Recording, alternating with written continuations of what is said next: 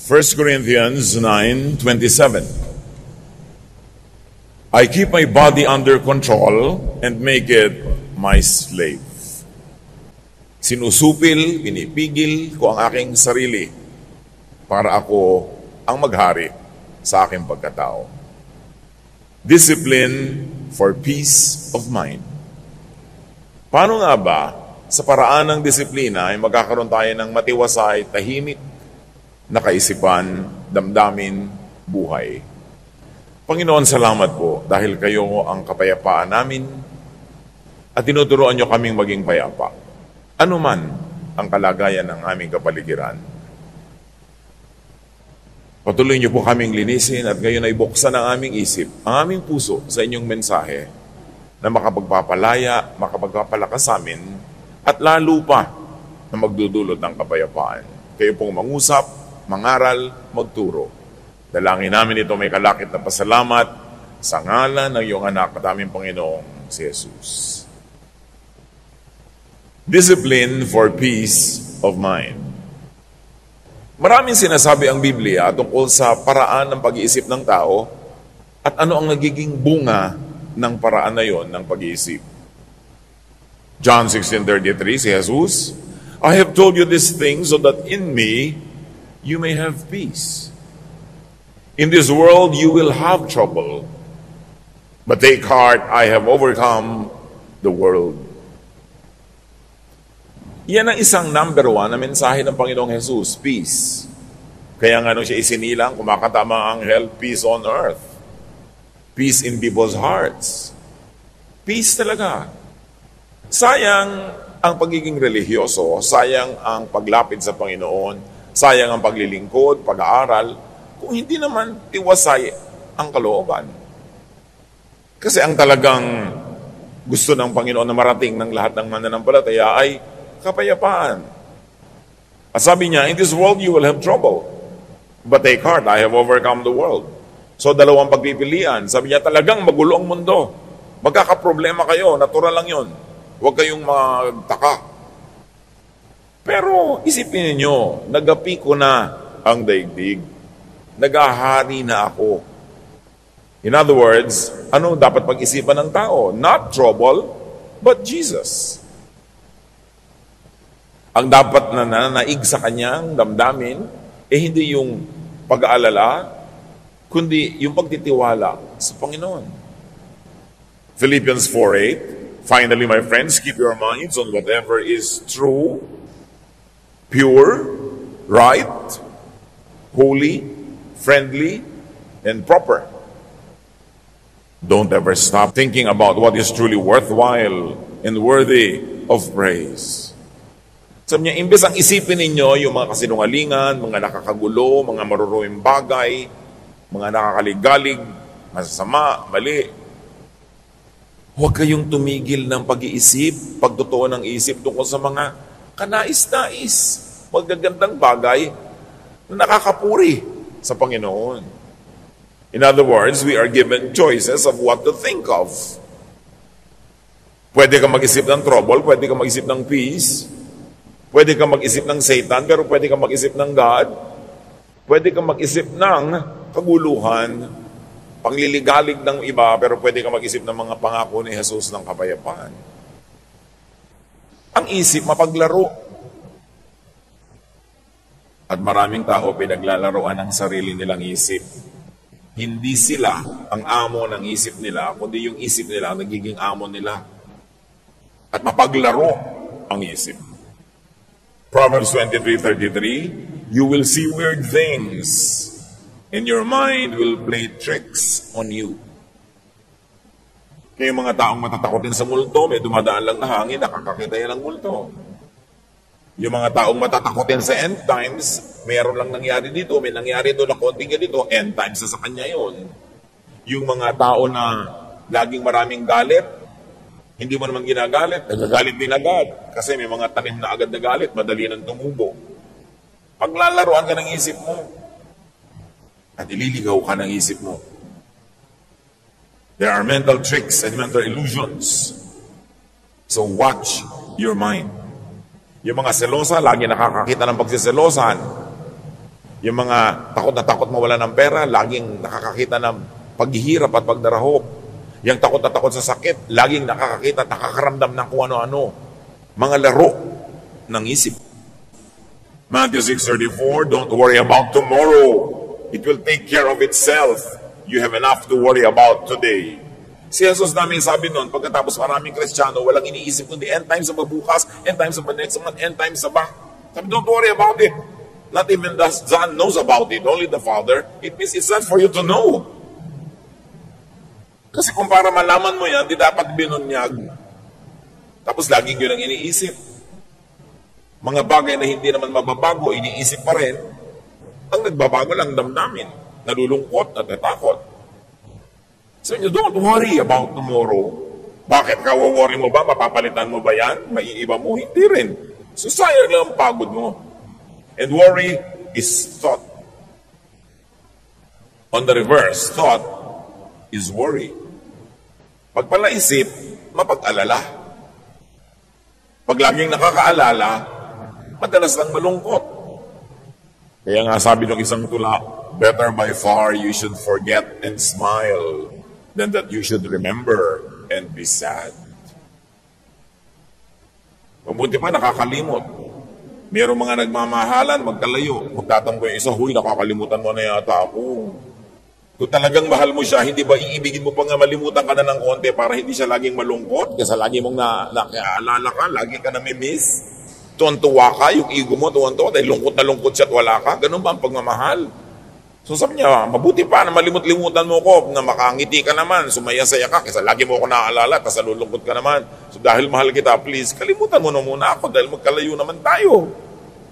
Don't be obsessed with me. Yun ang pag-ibig na nakakapagpalaya, hindi pag-ibig na nanggagapos, nang tatali, nang kukulong. Psalm 32, 1-5. Our God, you bless everyone whose sins you forgive and wipe away. You bless them by saying, you told me your sins without trying to hide them, and now I forgive you. Before I confessed my sins, my bones felt limp, and I groaned all day long. Night and day your hand weighed heavily on me, and my strength was gone as in the summer heat. So I confessed my sins and told them all to you, and I said, I'll tell the Lord each one of my sins. Then you forgave me and took away my guilt. Nandito na yung buong theology ng sin and forgiveness. Ang Diyos ang nag-aalok. Patatawarin ko kayo sa inyong mga kasalanan. Pupunasan ko, papawiin, aalisin ang bahid ng karumihan. Pagpapalain ko kayo. Ipinagtatapat nyo sa akin ang inyong mga kasalanan, hindi nyo itinatago, nyo ipinagkakaila. Patatawarin ko kayo. Ganun kasimple ang deal ng Diyos sa atin. Until religious intercessors and priests stood between men and God and made the business of forgiveness complicated and expensive. Pero kung sa Diyos lang, may magtapat kayo sa akin, huwag kayo magkaila, patatawarin ko kayo, di matatanggal yung guilt nyo. Ang hirap yatang mag-guilty. Pero ang mga religyoso, lagi nagpapag-guilty because they can control people who are guilty. Pero ang Diyos, sabi niya, huwag niyong buhatin yung guilt nyo. Gusto ko maluwag ang loob nyo. At sabi ngayon itong awit, bago ko ipinagtapat, bago ko inamin at hiningi ng tawad ng mga kasalanan ko, kasakit ng mga buto ko. Para ako may bone cancer. Umaatungal ako araw-gabi sa sakit. Araw-gabi, napakabigat ng pasanin ko. At ang aking lakas ay parang sinisip-sip ng init ng tagaraw. Kaya naman, ipinagtapat ko sa Diyos sa aking mga kasalanan. Wala akong iniwan. Hiningi ko ng tawad. At pinatawad niya ako. Inalis niya ang aking heavy guilt feelings. Ang ministry ng Diyos, mang-alis ng guilt. Ang ministry ng mga relihiyosong nagpapahirap ng buhay ng kapwa, magpagilty. Kumusta? Ang damdamin nyo ngayong oras na to, kayo ba'y punong-puno ng guilt o malaya, magaan, hindi dahil holy kayo, hindi dahil tayo ay perfect, kundi dahil nagtatapat tayo sa Diyos at pinapatawad naman niya tayo, tayo nagtatapat tayo. Mahirap na dala ng isip yung guilt. But guilt, forgiveness, peace, are all thoughts. Nasa isip yan. Confess unto peace. Diretso sa Diyos. Hindi mo kailangan padaanin pa kung kani-kaninong tao yung confession mo. May bayad pa. Diretso sa Diyos. Yan ang gusto niya. Yan ang pinapalaya niya tayo. Hindi niya tayo hinahanapan ng perfection. Ang ginawa niya para mawala yung guilt natin, hindi siya nagre-require ng 100% holiness. Ipagtapat mo lang, ihingi mo ng tawad, and you are wiped clean. Not because you are clean, but because you are made clean by God, by God's kindness, and especially by God's kindness through the work of Jesus. Romans 8, 1-2. If you belong to Christ, you won't be punished. Tapos yung iba takot na takot pa. Ay, Kristiyano na ako pero nagkasala ako. Meron naman akong parusahan, tanggal na naman ang salvation ko. Sinabi na nga, if you belong to Christ, you won't be punished. Bakit ang kulit? Gustong-gusto yung may punishment. At gustong-gusto ng mga ibalang teacher, laging may punishment. Kasi ito yung may punishment, nagigilty ang mga tao. Ito yung nagigilty, mas madali silang pasunurin. If you belong to Jesus Christ, you won't be punished. Mahirap bang maintindihan yan? The Holy Spirit will give you life that comes from Christ Jesus, not from your own deeds, not from your own performance, but from Christ Jesus, and will set you free from sin and death. When you are freed from sin, it doesn't mean you are freed from committing sin, because kahit na kay Christ ka na, once in a while you fall and commit sin. So what does it mean you will be freed from sin? You will be freed from the punishment of sin, because Jesus took the punishment. And you will be freed from the guilt of sin, because when you know that when you confess of the Lord, He forgives, therefore you are free from the guilt and the punishment of sin. But no Christian is really free from the actual act of doing sin, because God knows that we are not perfect. God remembers that we are dust. Kaya naglagay siya ng daan para makabalik ang lahat ng nadadapa. Confession. If we confess our sins, He is faithful and just and will forgive us. And will give us a renewed heart. Hindi yun mahirap maintindihan.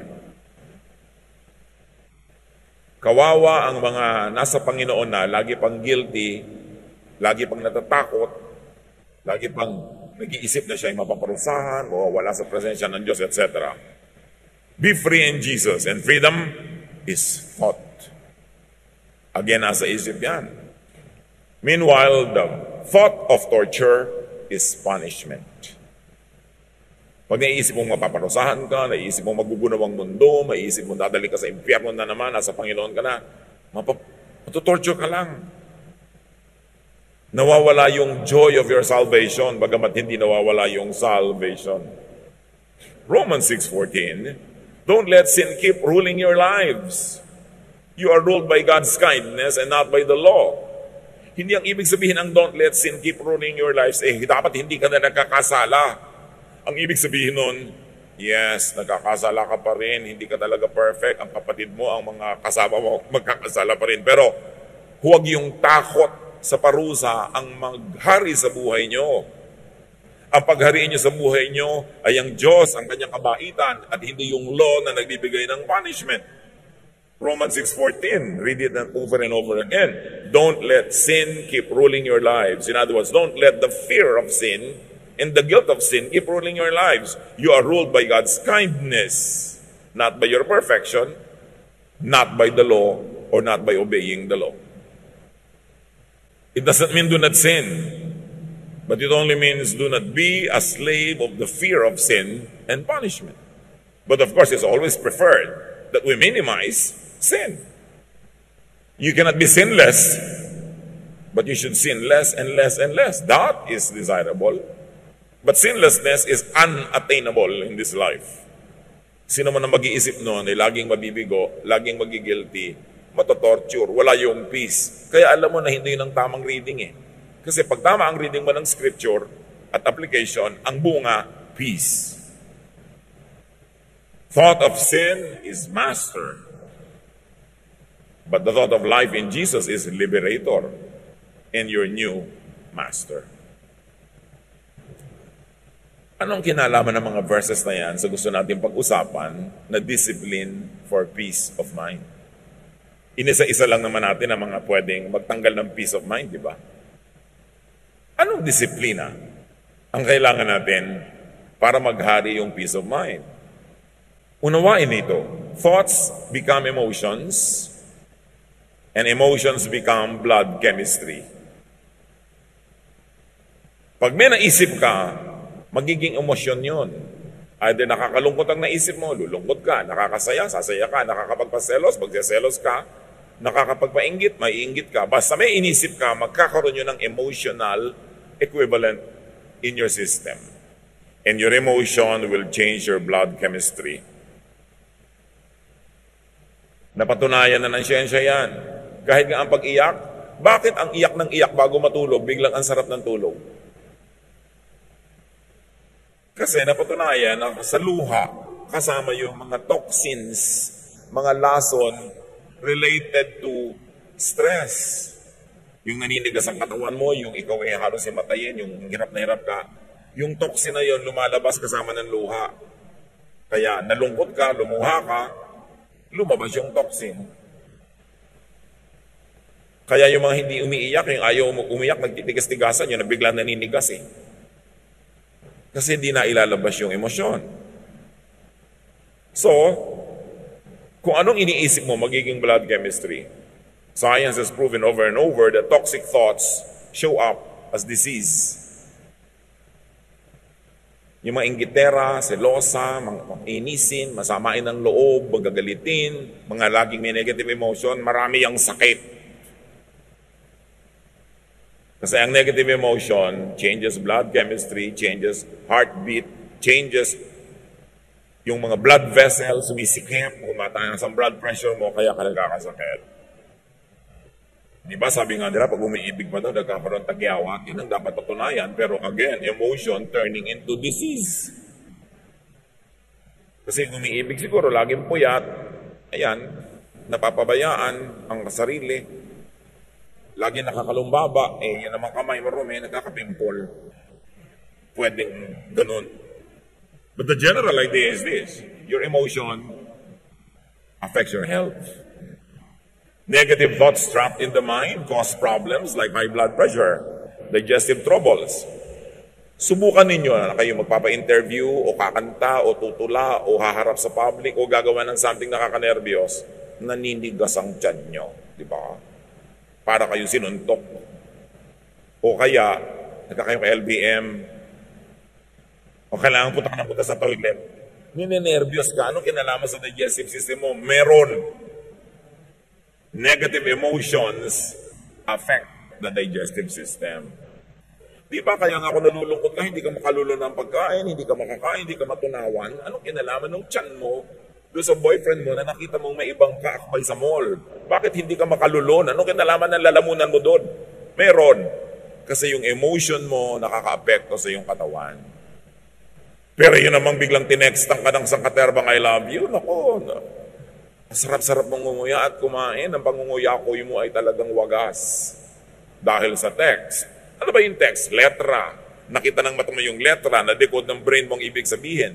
Inassign na niya ng emotional value. Sumaya ka. Sumarap. Ang napakatabang mong kinakain. Dahil sa iyong emosyon. Pero ano man ang sarap ng kinakain, naalala mo na yung boyfriend mo, iba kami ka-date na iba, naku, wala lang halaga lahat yan. Jeremiah 17:9, the heart is deceitful above all things and beyond cure. And read mind for heart. Talinghaga yun. Ang totoong tinutukoy dito, isip. Huwag padala sa isip. Kontrolin ang isip. Dinadala ka ng isip mo sa matatakot ka, dinadala ka sa magsiselos ka, dinadala ka sa magagalit ka, huwag kang padala, siya ang kontrolin mo. Proverbs 23:33, you will see weird things and your mind will play tricks on you. May nakita ka lang halimbawang kung anong papel na may telephone number sa bulsa ng iyong asawa. Your mind will play tricks. Kung ano-ano na ang mangyayaring kwento niya, buong-buo na yon. Kahit saan sila nag-check-in, anong mineryenta nila, gano'n sila katagal magkasama. Dahil paglalaroan ka ng isip mo, dadalhin ka actually sa gusto mong puntahan. Alam naman ng isip mo kasi yung takbo ng utak mo, kaya doon ka na niya dadalhin. Kaya kung saan mo gusto mong papuntahin yung isip mo, mag-practice ka na doon nagpupunta yung iniisip mo kasi dadaling ka nun automatically when you are not in control. What you think of, you see. You imagine, you dream of. That's why dreams could become your realities. Pagka nabubuhay ka sa pantasya. Maraming mga tao dahil sa fantasy, may pinafantasize sila isang tao na gustong-gusto nila, ini-imagine nila na gusto din sila. Hindi naman sila man lang kilala. May mga tao na sa public places, pag may mga kasama silang laging nandun din, mga opisina siguro, mga restaurant, o mga public places like this, napapansin nila na yung crush nila, laging doon nakatingin, doon sila uupo. Tapos sasabihin, nakita mo, tingin ng tingin sa akin. They create their illusions. Paano hindi ka makikita? Kahit saan lumingon, nakabalandra yung mukha mo doon.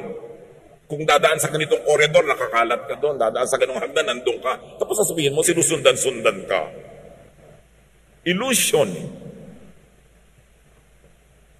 Dapat kinikilala mo kung ano yung illusion, ano yung realidad, para nakatungtong ka sa lupa. Thoughts could become lifestyle.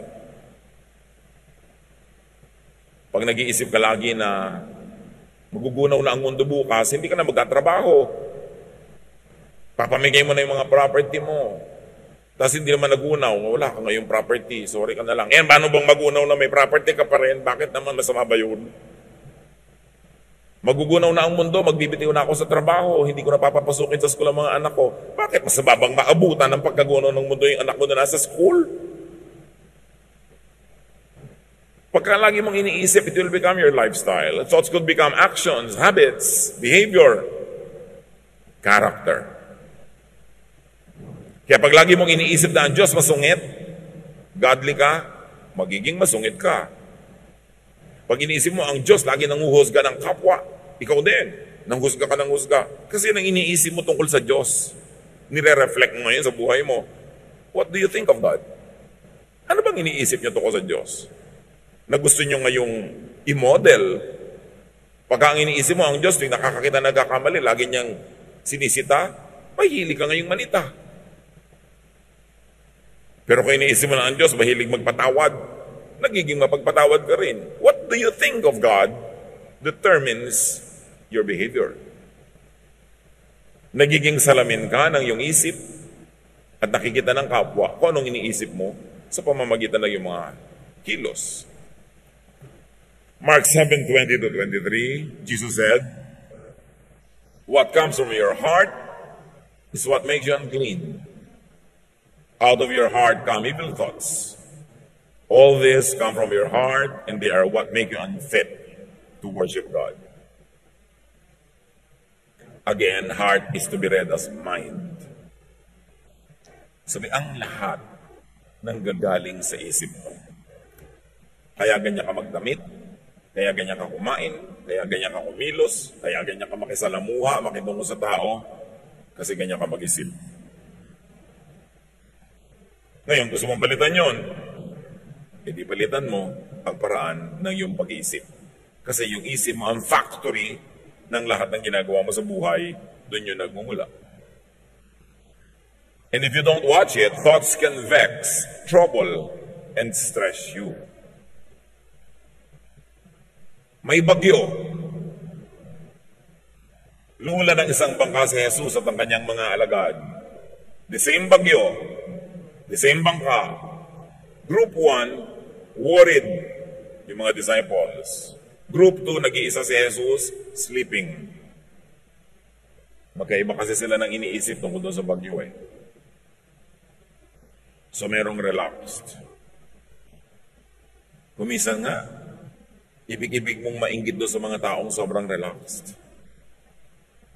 Wala na kayo pang bayad sa kuryente, yung asawa mo relaxed pa eh. Ikaw worried na. Diba?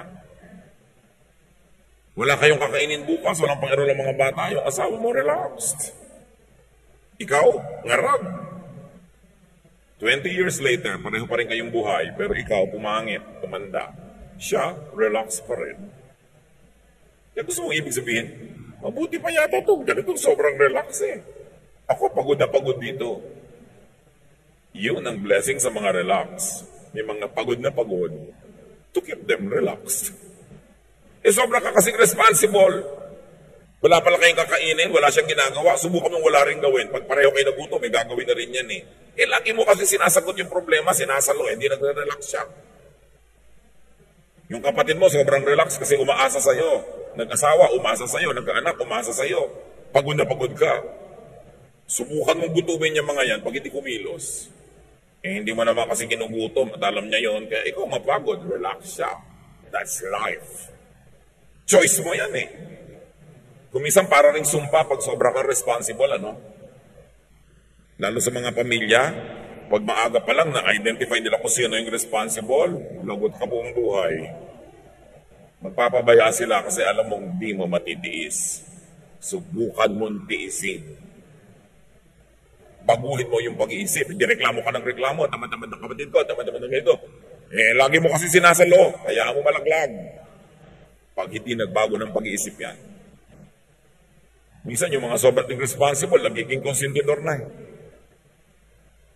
We are already tolerating very bad behavior by rewarding the lazy and punishing the masipag. Yun ba ang justice ng Diyos? No. If you're always troubled in spirit, identify why. Daniel 7:15, I, Daniel, was troubled in spirit, and the visions that passed through my mind disturbed me. You see? Yung mga mahilig makakita ng vision, lagi na di-disturb. Well, once in a while, there are people who are really given visions so they could warn others. But most of the time, hindi naman vision yan eh. Subdivision, guni-guni. Marami mga self-appointed prophets, nakakakita ng demonyo kahit sa tasa ng tiya. Tinatakot ang buhay niya, tinatakot ang lahat. Everything is in God's hands. Why try to control what you cannot control? Ano ang nagpapagulo sa ating isip? Salain ng isip, kontrolin ng isip. Thoughts can calm, can soothe, can relax you. You see, in the same mind, thoughts that can stress you can thrive. But also in the same mind, thoughts that can relax you can flourish. So bakit mo naman papapasokin lagi yung nakaka-stress? Bakit hindi yung nakaka-relax? Manonood ka ng sine, horror pa, pati na lang comedy. Ang lungkot-lungkot pa, nagbayad ka pa para ka malungkot, at bigat-bigat ng dibdib mo paglabas, gumagapang ka pa palabas ng sine dahil ang lungkot. Why? You have a choice. Psalm 119:52, I remember, Lord, your ancient laws, and I find comfort in them. So you see, ang daming laws, pero ang sinofocus niya, yung nakaka-relax, yung nakaka-comfort. Di ang bunga sa buhay niya, comfort. Psalm 27:4, one thing I ask from the Lord, this only do I seek, that I may dwell in the house of the Lord all the days of my life, to gaze on the beauty of the Lord. Isa lang naman ang hiling ko sa Diyos, sabi niya, na araw-araw nandun ako sa kanyang tahanan para pagmasdan ko, malimi-limi, maisip-isip ko ang kanyang kagandahan. Because beauty relaxes. So, sabi niya, gusto kong magpunta sa church araw-araw para ako ma-relax, para ma-enjoy ko ang kagandahan ng Panginoon. Tapos magpunta mo doon, marami mga bully, marami mga huwes, marami mga hukom, marami mga abogado na uusig sa'yo, nag-judge sa'yo, hindi nakaka-relax yun. Hindi dapat ganun ang atmosphere in the house of the Lord. As you think, you become. You become, you are, your thoughts. Ano ba talaga ang nagde-define ng ating pagkatao? Ito yung ating pag-iisip. ikaw ay ang pag-iisip mo. Ang pag-iisip mo ay ikaw. Proverbs 23:7, for as he thinks in his heart, so is he. Paano ka mag-isip, magiging ganun ka. So change your life by changing your thoughts. Ang sinasabi lang nating change, yung nakaka-stress, yung nakakagulo. Yun namang nakakapagpasaya, di huwag nyo nang palitan dahil masaya na kayo eh. O kaya palitan nyo ng mas nakakasaya pa. Romans 12:2, let God change the way you think. Then you will know how to do everything that is good and pleasing to Him. Gusto ng Diyos, relax ka, peaceful. Ayaw niya na ikaw ay stressed and vexed and troubled and afraid. Hindi business ng Diyos manakot. Business niyang magpatahan ng umiiyak, magpapayapa, umalo-alo para tayo matahimik. 1 Corinthians 14:20, stop thinking like children. In regard to evil, be infants. But in your thinking, be adults. Grow up. Tigilan ang pag-iisip bata, lalo't hindi ka na talaga bata. Baguhin ang pamamaraan.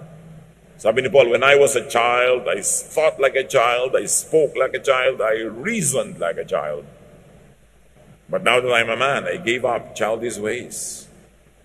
Ganon din tayo sa ating spiritualidad. Dapat mag-mature. Change what gives you trouble. Change the way you think so that you will be happier. You will be more peaceful. Think your way into mental, emotional, and physical rest. Yung kapahingahan, parang isang pupuntahan. Yung pag-iisip, yun yung ruta na dinadaanan mo. Mag-isip ka sa paraan, ang ending, restful. Ang ending, relaxing. So think your way into rest, into relaxation, into peace, into serenity. 2 Corinthians 10:5, we demolish arguments and every pretension that sets itself up against the knowledge of God, and we take captive every thought to make it obedient to Christ. Ginigiba namin ang lahat ng anumang pangangatwiran at mga pagkukunwari na bumabangga sa tunay na pagkakilala sa Diyos. At ipinabibihag namin ang anumang iniisip namin kay Kristo. Binibihag, ginagapi, ginukulong, ginagapos namin aming utak para ito pasunurin kay Kristo, hindi kay Satan. At hindi lang yun tungkol sa paggawa ng kabanalan at mga karelihiyosohan. Yun ay tungkol sa paghahanap ng tunay na kapayapaan, katahimikan, pahinga na siyang ibig-ibigay ng Diyos sa pamamagitan ni Jesus. Binabangga, dinudurog namin ng anumang mga pagpapunwari na karunungang makadiyos. Pero kung ang ending nakakagulo, nakakapagpagulo, nakakatakot, hindi yan galing sa Diyos, binabangga, dinudurog namin yan. Yan ay isang pagkukunwari. Kung paano mo malalaman na masarap ang luto, pag tinikman mo na, doon mo malalaman kung tama ang interpretation of God's Word. Pag ang ending sa buhay mo, peace, serenity, love, quietude. Yan ang tamang bunga ng tamang interpretation ng salita ng Diyos. Kung kai-interpret mo ang bunga, naligalig ka, naging judgmental ka, natakot ka, hindi yan dapat ang bunga, mali ang basa. Sabi ni Jesus, I came that you might have peace, that you might have life, and have it abundantly. So alam mo pag tama, Pastor, ano po bang tamang interpretation? Yung ang ending, pumapayapa ka, tumatahimik ka, yun ang tamang interpretation. Siyempre, magigiligalig ka rin sa mga mali para itama mo. Pero hindi to the point na naligalig ka na pagharian ka na ng takot. Kasi, okay, na-realize mo mali ka, hindi mo maitama-tama pa ngayon, o kulang ang pagtatama mo, di magtatapat ka sa Diyos, o meron ka ng confession, may forgiveness ka na, peace pa rin ang ending. Choose what you think of. Choose what you dwell on. Tulad ng pinipili mo kung saang bahay ka titira, saang barangay, at sa loob ng bahay, saang kwarto ka, sa isang bulwagan, saang silya ka uupo. Pinipili mo kung saang kalulugar. Lagi niya naman lalong piliin kung anong iisipin. Kasi pag inisip mo, nasa loob ng utak mo. Pag nasa loob ng utak mo, yun ang magpapakilo sa iyong mga daliri, mga paa, sa iyong katawan. Yun ang magkokontrol ng iyong buhay. At sabi ng Hebrews 3:1, fix your thoughts on Jesus. On Jesusness, on peace, on love, on forgiveness, on kindness, goodness, on mercy. Ang magiging bunga nun, kapayapaan. Proverbs 4:23, carefully guard your thoughts because they are the source of true life. Bantayan daw ang iniisip. Kasi dyan magmumula ang tunay na buhay. Anong iisipin ngayon? Anong dapat nating isipin? Think only of what you can change. What you can modify or improve. Think only when thinking about it can and will help improve it. In other words, problemahin mo lang yung may solusyon. Pag walang solusyon, hindi problema, hindi dapat problemahin. Kasi ang definition ng problem, may kakambal na solusyon, dapat lang hanapin mo at itapat. Pero wala pong solusyon, hindi problem, ba't mo pinaproblema? Tanggapin mo. Manahimik ka, hindi problema yung pinaproblema mo. Do not overthink. Do not worry. Especially about what you cannot change or what you should not even change in the first place. Matthew 6:34, therefore do not worry about tomorrow, for tomorrow will worry about itself. Each day has enough trouble of its own. Problemahin mo lang yung eto malapit, kaya mong hipuin, yung malayo, huwag. Hindi mo nga alam kung darating yung malayo. Do not think, do not overthink about what cannot be changed. Yung anak ko po ayaw magbago. Hindi, huwag mong baguhin. Ayaw pala magbago eh. Bakit mo pinoproblema? Ang asawa ko po ayaw magbago. Ginawa ko na lahat. Hindi tumigil ka ng kagagawa. Napapagod ka lang pala. Hindi naman nagbabago. Mahirap pag-isipin yun. Kailangan pa bang i-memorize yan? Binabago mo yung ayaw magbago. Hindi bumabagga ka sa bundok, sa pader. Napapagod ka. Do not think and overthink about what could only be accepted. At least at the moment. May mga bagay na dapat walang tanggapin. Baka bukas, mapalitan na yan, maiba, beyond you, without your participation. Pero lahat ng ginagawa mo ngayon, hindi mo mabago, tanggapin mo na lang para tahimik ang buhay mo. Do not overthink about what only makes you worry or afraid. Kung kaiisip ang bunga, nagwo-worry ka, natatakot ka, which translates to become a disease, remember, idilugi ka. James 4:8, come near to God, and He will come near to you. Clean up your lives. Purify your hearts. Hindi lang of wrongdoing, but also of wrong thinking. Choose thoughts that give you peace. Ano po bang dapat kong gawin sa anak ko na baptism? Tubog, wisik, o buhos? Kasi parang pare-pareho ko, may verse naman na support. Pare-pareho, mayroong pro and con. So, kaya isa ka ba masaya? Gusto mo iturok natin para talagang pumasok yung tubig. Eh, yun na lang po. Kung saan ka masaya? Yung pala, pare-pareho may verses eh. Ba't mo pinoproblema? O gawin mo lahat para ka masaya. Kasi sabihin ko, hindi itubog na natin para nawisikan ka na, nabuhusan ka na, nalubog ka pa. Eh, happy ang lahat. Eh, ayoko pong mabasa. Ay, halika. Wiwisikan na lang kita. Gusto mo? Eh, pa kailangan gawin napakalaking problema yan. Nakakapagtayo ng mga sekta at mga kongregasyon based only on the mode of baptism. Ang galing gumawa ng problema ng mga anak ng Diyos. Maghati-hati at magpagalingan. Kami tama, kayo mali. Sa akin, isang balding tubig ang binuho sa iyo, isang baso lang. Mas banal ako sa iyo. Ganun. Ang mga musician ng church namin, puro maiksi ang buhok. Sa inyo, may mahaba. Eh bakit? Yung bang maiksi ang buhok ng musician nyo? Mas banal sa mga musician naming nakapusod. Nakakabanal ba talaga yan? Yung hiksi at haba na yan? Bakit big deal?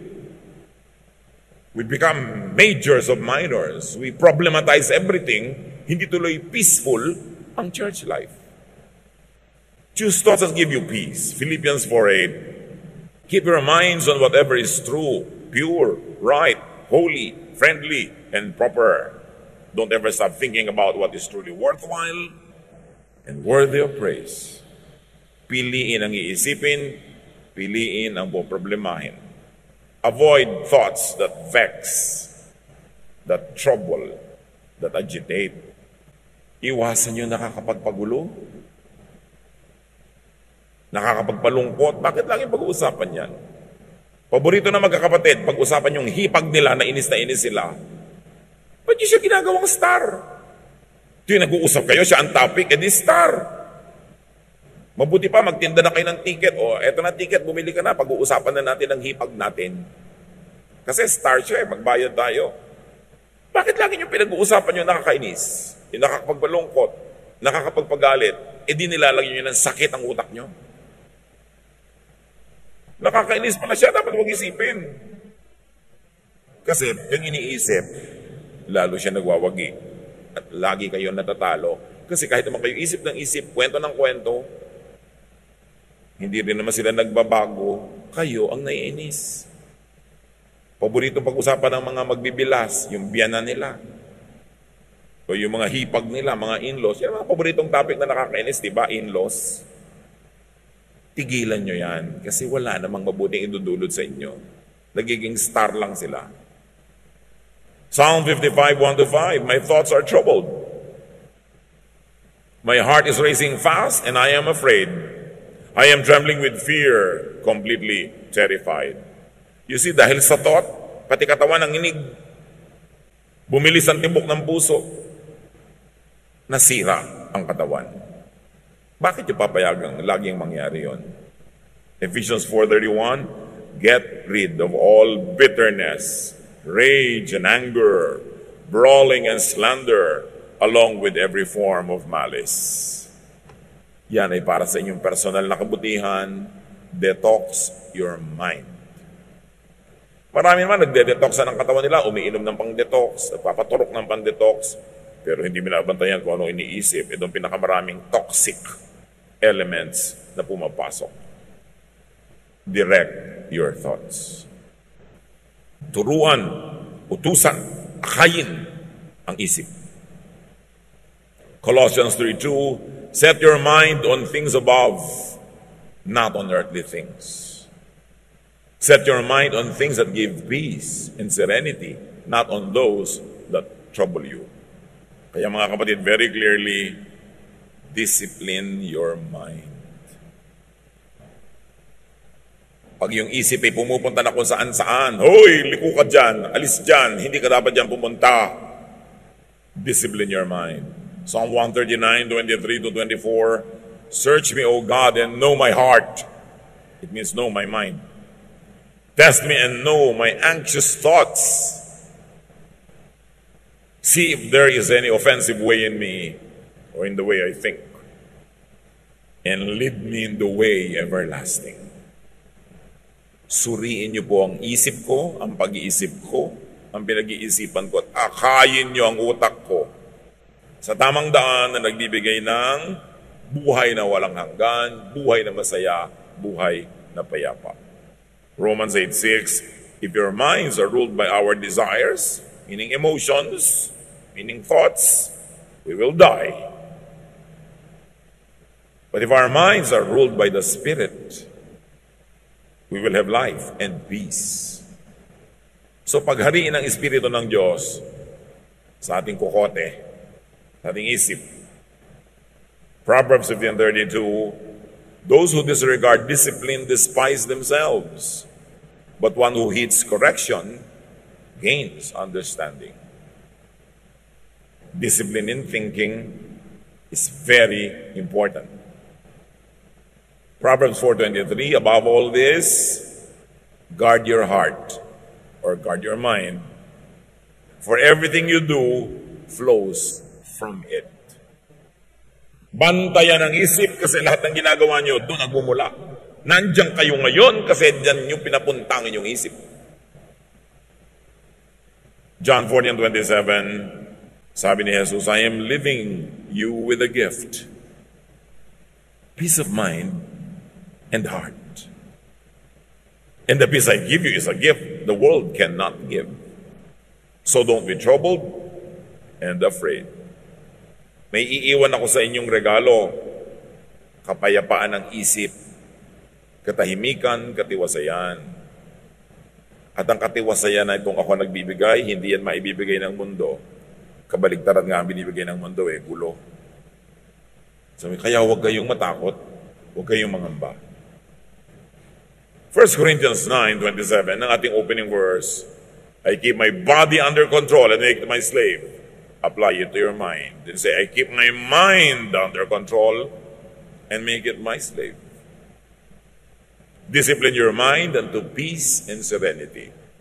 Kung magulo ang isip nyo ngayon, ligalig kayo, takot, likhan nyo yan. Walang ibang may likha niyan. At kung payapa kayo ngayon, sinadya nyo man o hindi, nilikhan nyo rin yan dahil sa inyong pag-iisip. Huwag na kayong humingi ng kapayapaan sa Diyos, matagal lang ibinigay. Nasa harapan na natin, nasa kandungan natin, nasa atin na lang kung ating tatamasahin at gagamitin. Sayang ang buhay na puro gulo ng isip, puro takot, puro pangamba, di naman naiiba. Sabi ni Lord, huwag kayong masurprise na may trouble. In this world you will have trouble. Natural may trouble. Huwag niyo isipin, ay may trouble, bakit may trouble? Natural meron. Pero ang ako ang isipin nyo, napagtagumpayan ko na ang lahat ng yan, at ang aking tagumpay ay inyo ring tagumpay, tamasahin nyo ito. Enjoy a life of peace. Trust in God through Jesus. Change the way you think, and have a better life. Dear Lord, we thank you that we can enjoy peace because of Jesus and because of your love. Gisingin nyo kami. Pukawin nyo ang aming isip. At suriin namin ang aming mga sariling paraan ng pag-isip na nagbubunga ng kaligayahan o kalungkutan, katiwasayan o ligalig o magabag. Kami rin ang may gawa nito. Turuan nyo kaming suriin ang aming sarili at isuko ang aming pag-iisip sa inyo, Panginoon, sa Espiritong Banal, na ang maging bunga, kapayapaan, katahimikan. Mabago ang dapat baguhin at matanggap ang hindi pwedeng baguhin. Pagbulay-bulayan natin ang kahulugan nito sa ating mga buhay.